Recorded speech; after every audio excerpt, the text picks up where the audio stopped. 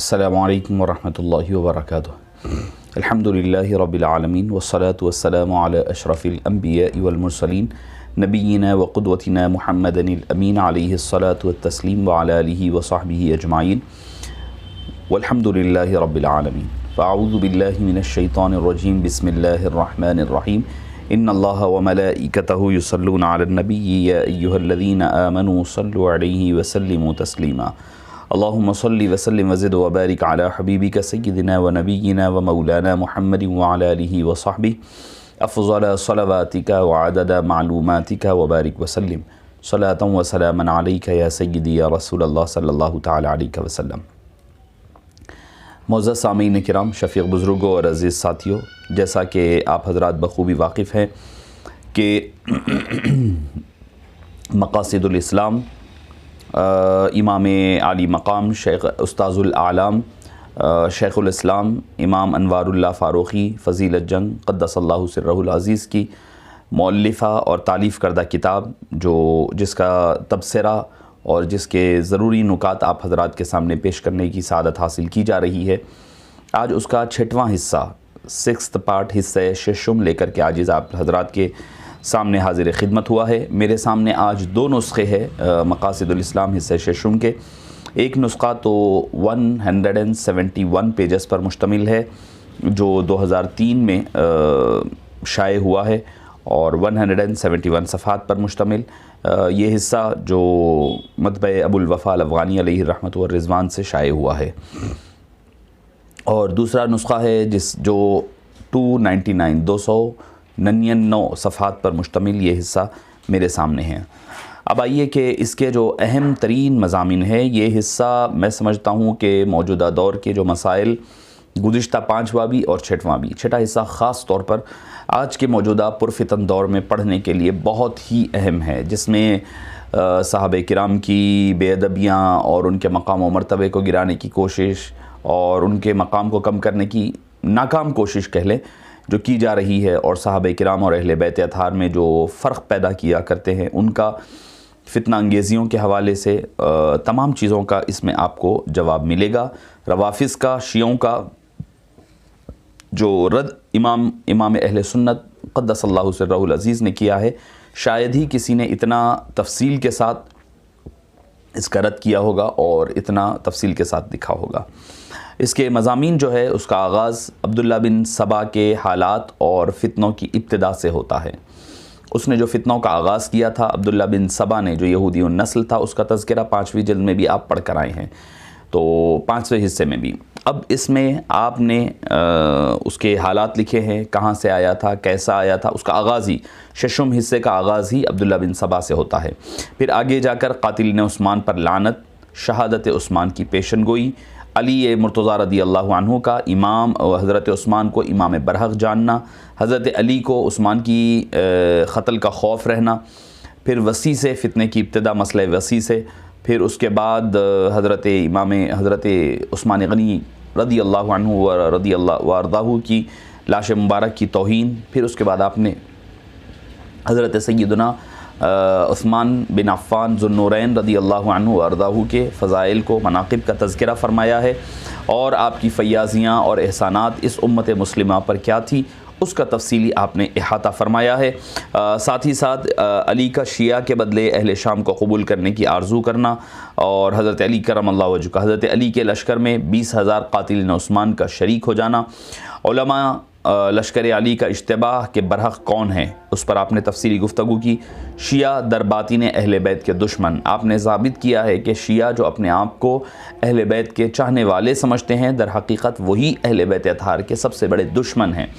उसकी आपने तफसीली तज़किरा कैसे फ़रमाया। आप बताते हैं कि भाई आप शिया की कुतुब में जो चीज़ें पाई जाती है उसका आपने तज़किरा फ़रमाया। ये लिखा कि भाई इमाम आली मकाम ने तो कहा था कि लानत मत करो किसी पर, किसी को लान तान मत करो, और ये अहले तशय्यो जो है दिन रात लान तान करने पर लगे हुए हैं।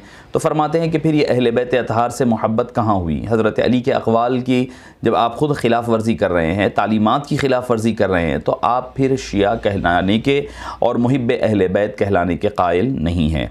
फिर उसके बाद इब्न सबा के मुनासिब हालात की पेशन गोई और उसके बाद फ़राक़िब मरातिब का फ़र्क़ मरातिब का न करना, बेदीनी का पेश ख़ैमा, ये बहुत ही अहम उन्वान है। यानी हमारे अंदर भी आजकल जो है सहाबे किराम में जो मर्तबे का जो फ़र्क है, वो फ़र्क का हम को न मानना और उसमें कमी बेशी कर देना आज जो हमारी बेदीनी का बहुत बड़ा मसाइल को उलझाने की वजह बन रही है। फिर उसके बाद वसी और इमामत के मसाइल, इख्तिलाफ़ात दर इमामत नज़्द शिया, ज़रूरत अमीर व हाकिम, इमामत ज़ाहिरी व बातिनी क्या है, उस पर आपने सफ़ा नंबर 27 पर तफसीली से तज़किरा फ़रमाया है। और उसके बाद शिया हज़रात की घड़ी हुई रिवायतों का ज़िक्र मिलेगा। जबर और क़दर पर बहुत ही खूबसूरत गुफ्तगू मिलेगी, जबरिया और क़दरिया के उन्वान से। मुनाज़रा इमाम शारी और वो जब्बानी वग़ैरह जब्बाई वग़ैरह है, उसका तफसीली तज़किरा। इसके अलावा आपने मुख्तलिफ़ मज़ामीन जो आए हैं उस पर आपने तफसीली तज़किरा फ़रमाया है। और इसी में फिर किसी को तकफ़ीर करने के हवाले से, किसी को काफिर करार देने में एहतियात कितनी करनी चाहिए, बदगोई और तकफ़ीर, अदावत, सब व शितम, मज़म्मत और ऐबजोई, तज़लील मोमिन, मसले लानत बर यज़ीद पर जो लानत भेजने का मसला है वो वाक़े मुख्तार। उसके बाद आपने तफसीली तौर पर मसले बदा और हज़रत शिया हज़रात का जो कहना हज़रत मिक़दाद, अबू ज़र और सलमान ही सिर्फ मुसलमान थे, इस पर आपने उनका रद्द फरमाया। और इसके अलावा हज़रत अली करमल्लाहु वजहू ने किसी को भी तकफ़ीर से मना फरमाया। लिहाजा आप ये समझ लें, फिर उसके बाद अहले सुन्नत वल जमात अल खैरुल उमूरी औसतुहा के तहत, हदीस के तहत आपने ज़िक्र फरमाया कि तरफ़ैन की इफ़रात व तफ़रीद, तौहीद में इफ़रात व तफ़रीद, मसअले नबुव्वत में इफ़रात व तफ़रीद, सिफ़ात इलाहिया में इफ़रात व तफ़रीद, मज़हब अहले सुन्नत ही मुतवस्सित और इफ़रात तफ़रीद से बरी। और इस पर आपने आखिर में इब्न सबा की जो सारी चालें थी उस पर तज़किरा फ़रमाया। और ख़ुसूसियत से इस किताब में हिस्सा शशुम में आपने हज़रत सैयदना अमीर मुआविया रदी अल्लाहु अन्हु अर्ज़ाहु का हज़रत अली से इख्तिलाफ़ और फिर इख्तिलाफ़ की वजूहात पर तज़किरा किया। साथ ही साथ आप पर लानत करने के उन्वान के तहत भी आपने तफसील से तज़किरा फ़रमाया है कि क्यों लानत जायज़ नहीं है। मौज़ूद सामीन किराम, आजिज़ ने उसमें के चंद इक़्तिबासात निकाले हैं ताकि आप हज़रात के सामने पेश कर सके। आपने अपनी गुफ्तगू में फ़रमाते हैं कि किसी मुअय्यन शख्स पर लानत करना दुरुस्त नहीं है। हेडिंग्स है सफ़ा नंबर 102 पर। हमने जो लिखा, आप फरमाते हैं, हमने जो लिखा कि किसी मुअय्यन शख्स पर लानत दुरुस्त नहीं, अगरचे मुजीब लानत इसमें पाया जाए, अगरचे कि वो लानत के काबिल हो, तब भी उस पर लानत जायज़ नहीं है। इस पर भी ये दलील है कि हक़ ताला ने फरमाया इन्नल्लज़ीना यरमूनल मुहसनातिल गाफ़िलातिल मुमिनाति लुइनु फ़िद दुनिया वल आखिरा, यानी जो लोग पाकदामन बीबियों पर इल्ज़ाम लगाते हैं, इल्ज़ाम ज़िना लगाते हैं, उन पर लुइनु फ़िद दुनिया वल आखिरा, दुनिया में भी उन पर लानत है और आखिरत में भी उन पर लानत है। ये कुरान करीम में सूरह नूर में पाया जाता है। और अहादीस से साबित है कि ये जो आयत नाजिल हुई है, बानी जामिया फरमा रहे हैं, बानी जामिया शेखुल इस्लाम अलैहि रहमा फरमा रहे हैं, ये जो आयत है अहादीस तय्यबा से साबित है कि हस्सान इब्न साबित मिस्ताह रदी अल्लाहु अन्हुमा ने हज़रत बीबी आयशा पर माअज़ल्लाह ये तोहमत लगाई थी, तब ये आयत नाजिल हुई, बावजूद इसके कि इन साहिबान को किसी ने मलऊन नहीं कहा।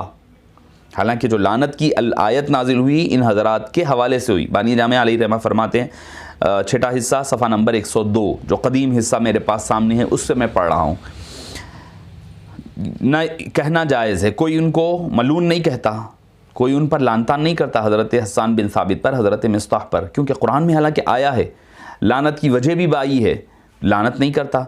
तो फरमाते हैं जब बर रिवायात सही है हज़रात शिया लानत करने वाला बदतरीन खलाइक और मुशरिफ़ अलल हलाक होना साबित है, और नीज़ अहादीस सहीहा फ़रीक़ैन से मुसरा है कि ला यकूनुल मुमिनु लाआनन, कि कमा फिर तिरमिज़ी वग़ैरहुम, और बर रिवायात फ़रीक़ैन लानत करने वाले का मलऊन हो जाना साबित है। जो लानत किसी पर करता है वो ख़ुद मलऊन हो जाता है।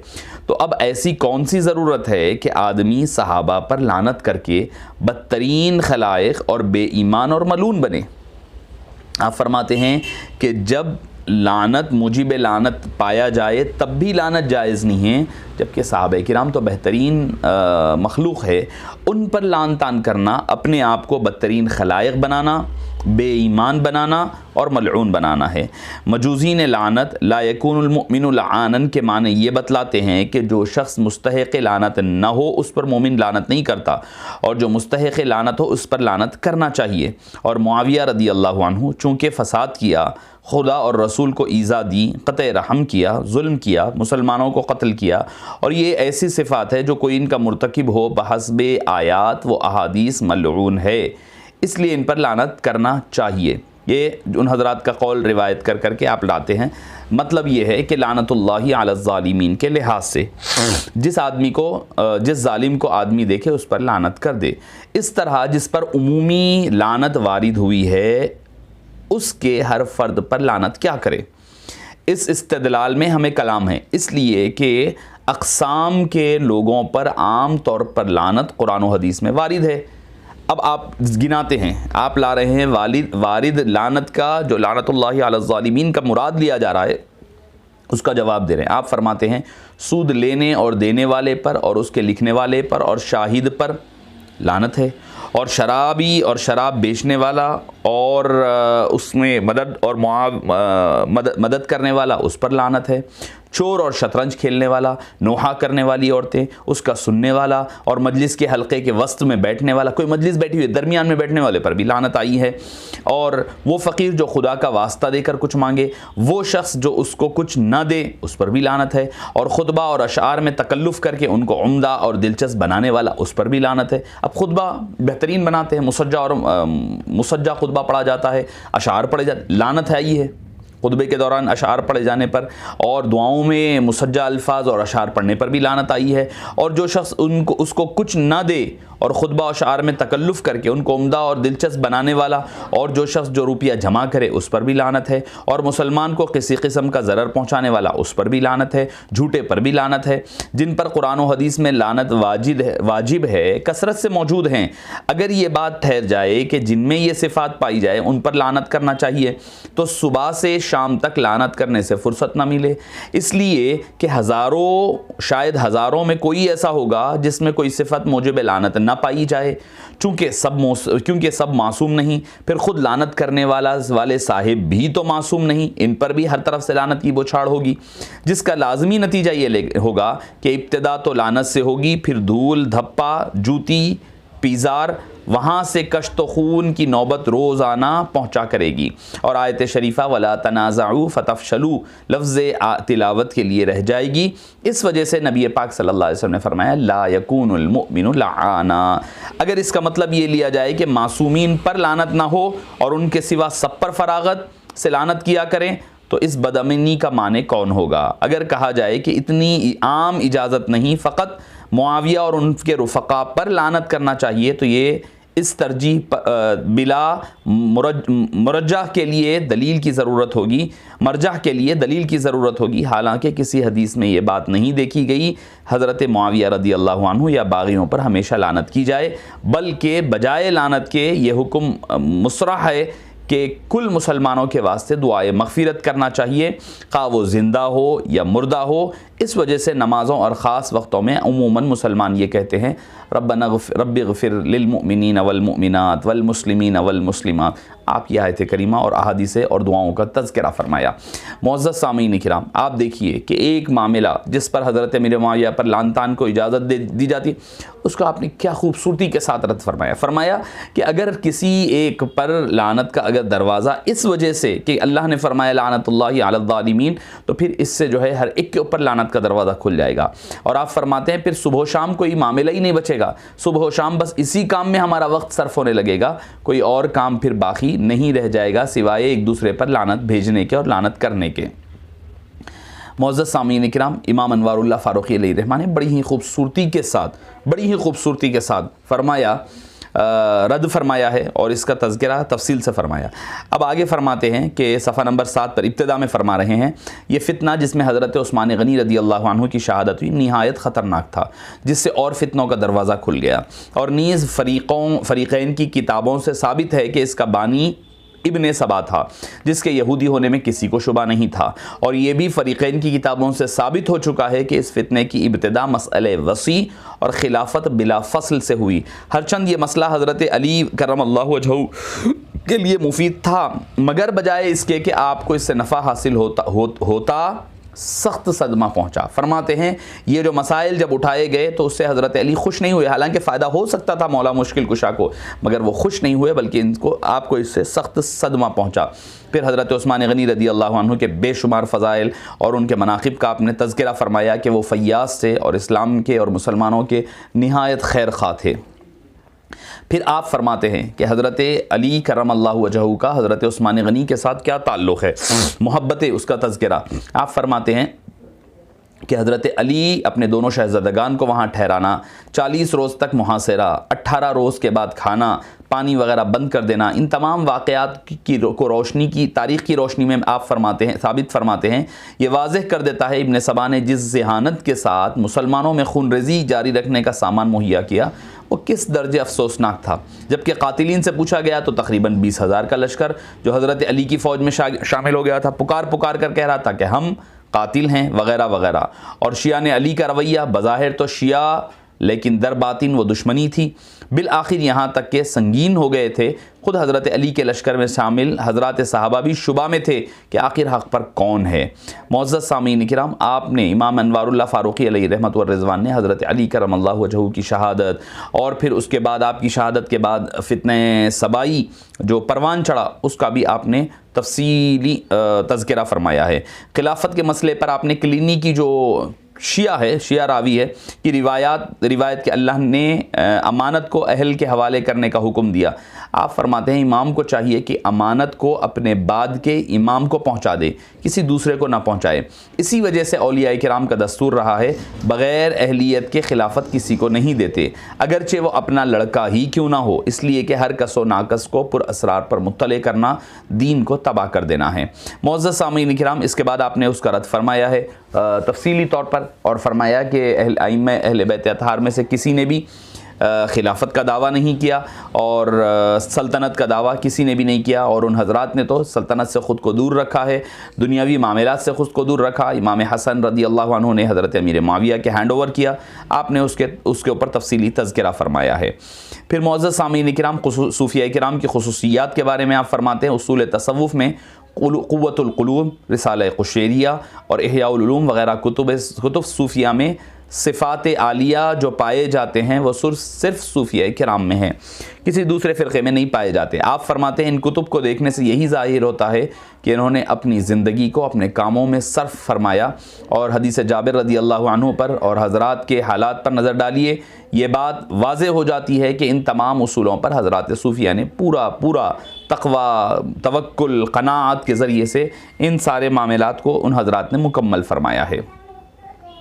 मुअज़्ज़ज़ सामीन किराम, इमाम आली मकाम ने खुलफ़ाए राशिदीन और हज़रत सय्यदना अली रदी अल्लाह अन्हु के माबैन इख्तिलाफ़ी रिवायत के बारे में फ़रमाते हैं कि दरअसल ये जो बाज़ रिवायात इख्तिलाफ़ वाली दिखती हैं, ये रिवायात जो है दरअसल बाद में खारिजियुन नस्ल और राफिजियुन नस्ल लोगों ने, जहन फ़िक्र लोगों ने इन अहादीस को घड़ करके इन्होंने कुतुब अहादीस में शामिल किया, जिसकी वजह से लोगों के अंदर इंतशार पैदा हुआ और इंतशार पैदा होने की कैफियत बनी। आपने ख़वारिज बावजूद हज़रत अली को काफिर कहते थे, मगर आपने इनको भी काफिर नहीं फरमाया, आपने इनकी तकफीर से भी मना फरमाया है। अब आगे हज़रत अमीर मुआविया रदी अल्लाह अन्हु पर लानत के हवाले से वाक़यात बयान करते हैं। तहज़ीब में लिखा है कि हरीज़ इब्ने उस्मान जो बहुत बड़े मुहद्दिस थे, हज़रत अली पर हर रोज़ सुबह व शाम 70 बार लानत करते थे। जब वजह पूछी तो कहा कि इन्होंने मेरे माँ बाप दादा कुंबे को कत्ल कर डाला।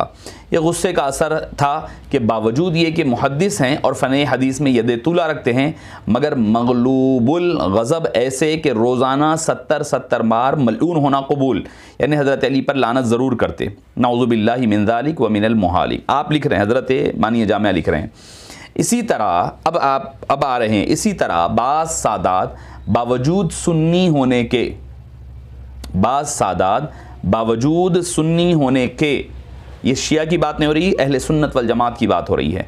सिर्फ इसी वजह से मुआविया रदी अल्लाह अन्हु को लानत करते हैं कि अपने जद्द अमजद की इन्होंने मुखालिफत की थी।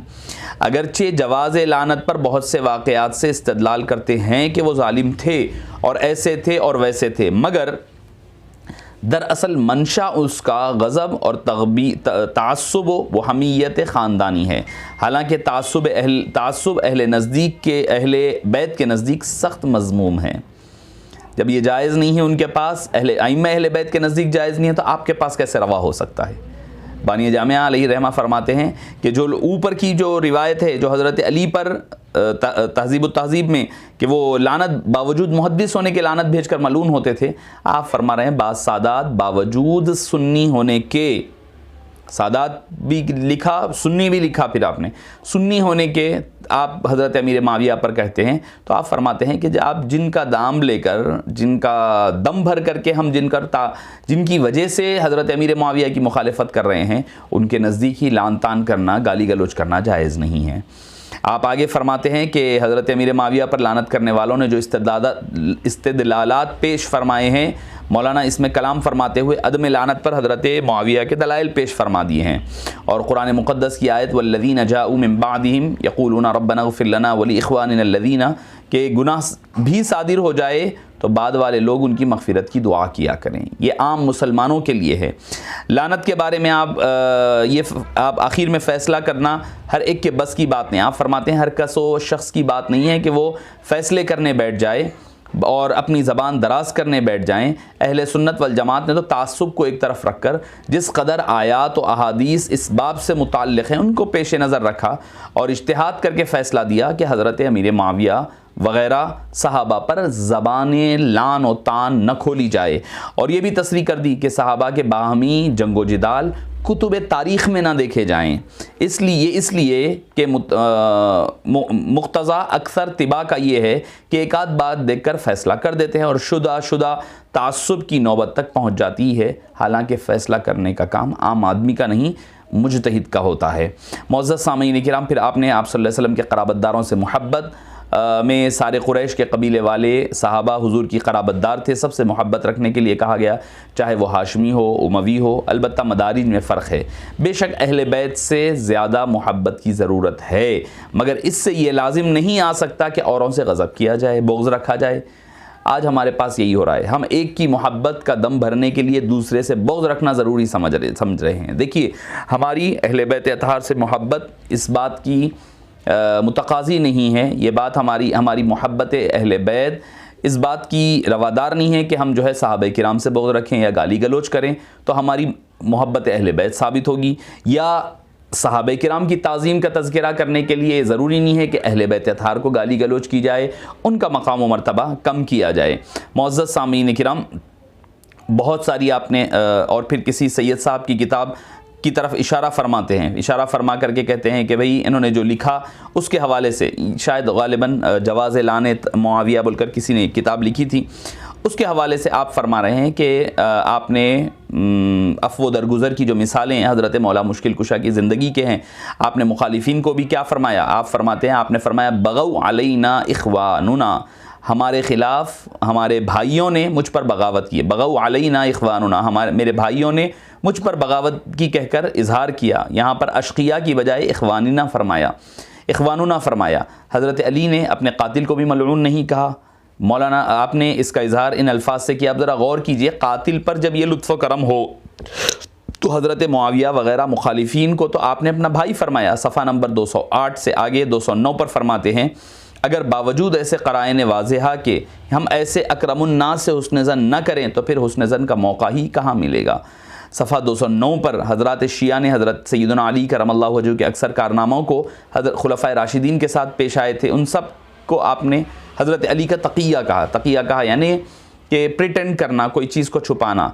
आपने वाज़ेह किया कि तक़िया असल में होता क्या है। आपने फरमाया तक़िया जो है दरअसल करीब करीब कुफ्र है। नाउज़ुबिल्लाह, हज़रत मौला मुश्किल कुशा से ही काम नहीं हो सकता। हम हज़रत मौला मुश्किल कुशा के बारे में इस किस्म की बात कह भी नहीं सकते। अब उसके बाद आपने इमाम अहले सुन्नत इमाम अली मकाम ने बशरियत का जो नज़रिया है अहले हदीस हज़रात उनका और अपना वाज़े फरमाया। फरमाते हैं अहले सुन्नत और इब्न अब्दुल वहाब नजदी के दरमियान बशरियत मुस्तफ़वी के नज़रिया को आपने इस तरह वाज़े फरमाया कि वहाबिया कहते हैं कि मोहम्मद सल्लल्लाहु अलैहि वसल्लम भी हम जैसे एक मामूली आदमी थे।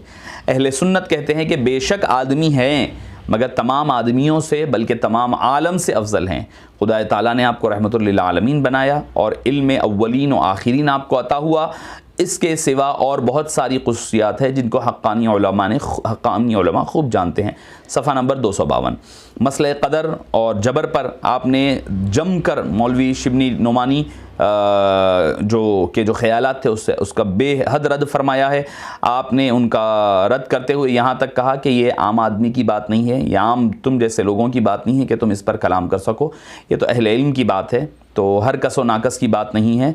इस पर जो है गुफ्तगू करने आपने उनकी मिनहाजुल करामा और रिसाले फैज़ आम वगैरह का आपने रद्द फरमाया। हज़रत अली का कौल भी नकल फरमाया कि क़दर का मसला जब पूछा गया तो फरमाया वो अंधेरी राह है, इसमें मत चलो, वो खुदा का भेद है, उसको समझने की तकलीफ़ मत उठाया करो। मुअज़्ज़ज़ सामीन किराम, इस सिलसिले में रिसाले फैज़ आम का भी एक मुनाज़रा भी है जो मसले क़ज़ा व क़दर और ख़ल्क़ अफ़आल पर हुआ था। आपने इस मुनाज़रे को लगू और गुमराही पर मुनहसर फरमाया। आपने इमाम जाफ़र सादिक़ वग़ैरह की तसरीहा से साबित फरमाया कि अल्लाह ताला ही खालिक़ खैर व शर है। इस तरह मसले ख़ल्क़ अफ़आल और क़ादिर मुतलक़ पर शिबली नोमानी के ख़यालात को आपने रद्द फरमाया है। आप फरमाते हैं गर्ज़ ये कि क़दरिया बंदे को फ़ाइल मुख्तार और अपने अफ़आल का खालिक़ कहते हैं, और जबरिया कहते हैं बंदा मजबूर महज़ है। जिस तरह लकड़ी पत्थर को कुदरत नहीं, इसी तरह बंदे को भी। आप लिखते हैं गर्ज़ ये कि मज़हब अहले सुन्नत मुतवस्सित और इफ़रात व तफ़रीत से बरी है, न मुतलक़ मजबूर न मुतलक़ मुख्तार, कुछ मुख्तार और कुछ मजबूर। खुलासा कलाम, आपने इस हिस्से में इब्न सबा की कारस्तानियों को मुकम्मल पर्दाफाश फरमाया, और आपने हज़रत अली करमल्लाहु वजहू के दौरे मुबारक में जितने मसाइल वग़ैरह पैदा हुए उन सब का पेश क़ैमा और लुब्बे लुबाब आपने इब्न सबा की कारस्तानियों की तरफ मुंतकिल किया। और अहले सुन्नत वल जमात को चूँकि तरफ़ैन से एतक़ाद है और कुल सहाबा के हम ममनून एहसान हैं, आप आखिर में फ़रमाते हैं इसीलिए सहाबा और खुलफ़ाए राशिदीन में अहले बैत किराम की फ़जीलत में हदीसें कबूल करते हैं। इनमें किसी किस्म की कोई तकफ़ीर या किसी भी किस्म की क्या कहना चाहिए कि मकाम व मर्तबे को कम करने की कोशिश न करना। आप फरमाते हैं यही दरअसल हकीकतन मोमिन की पहचान है, अहले सुन्नत वल जमात की पहचान है। तो मुअज़्ज़ज़ सामीन किराम, ये था छठा हिस्सा आपके सामने जो जिसकी तफसीलात पेश की जा रही थी, जो 171 या 299 दोनों मेरे पास नुस्खे है पर मुश्तमिल, जिसमें बहुत ही अहम उन्वान और मज़ामीन, जिसमें मौजूदा दौर में जो साहबा किराम को गाली गलोच करना अब तो ऐसे भी हो गए हैं जो साहबा को फ़हरिस्त से निकालने पर तुले हुए हैं। बहरहाल उन तमाम लोगों का आपने इसमें रद्द बलीग फरमाया, और उस पर और एक मकाम पर आपने इसमें ही फरमाया कि हज़रत अमीर मुआविया रदी अल्लाहु अन्हु अर्ज़ाहु को आप जो है लानत नहीं भेज सकते जब तक कि उनको आप सहाबी मानते हैं, और फरमाया कि उनको सहाबियत के से निकालना ये मुहाल है, ये नामुमकिन है कि आप उनको सहाबियत के दर्जे से निकाल दें, और जब तक वो सहाबी है उन पर आप लान तान करने से परहेज़ करना पड़ेगा, आप लान तान उनके ऊपर नहीं कर सकते हैं। अल्लाह पाक से दुआ है कि बारी ताला हमें और आपको इमाम अनवारुल्लाह फ़ारूक़ी बानी जामिया अलैहि रहमा की तालीमात पर अमल पैरा होने की तौफ़ीक़ नसीब फरमा। व सल्लल्लाहु तआला व सल्लम अला सय्यिदिना मुहम्मदिन व आलिहि व सहबिहि अजमाइन वल्हम्दुलिल्लाहि रब्बिल आलमीन।